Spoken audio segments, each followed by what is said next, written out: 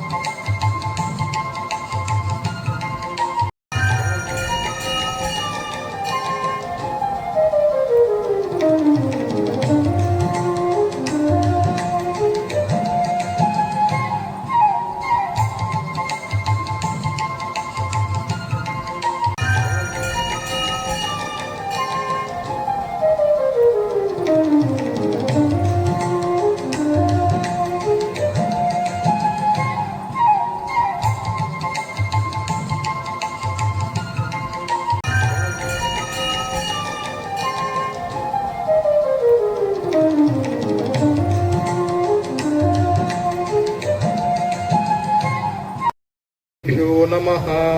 ఓం శ్రీ పరమాత్మనే నమః.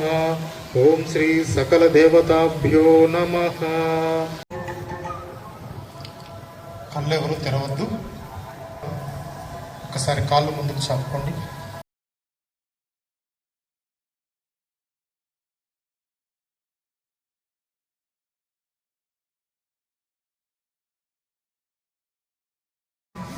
శ్వాస తీసుకుని వదలడం మాత్రమే చేస్తున్నాం.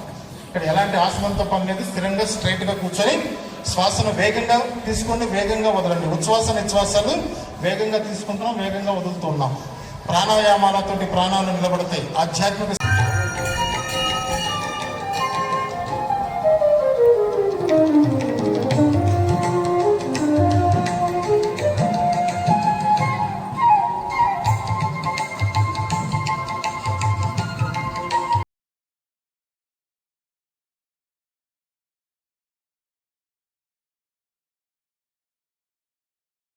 చేస్తూ ఉండండి. బాడీలో ఉన్న పెయిన్స్ తగ్గుతాయి, వాతం నొప్పులు తగ్గుతాయి. ముఖ్యంగా చేతులు వాయుముద్రలో పెట్టుకోండి. ఇది ధ్యాన ముద్ర, ఇది వాయుముద్ర.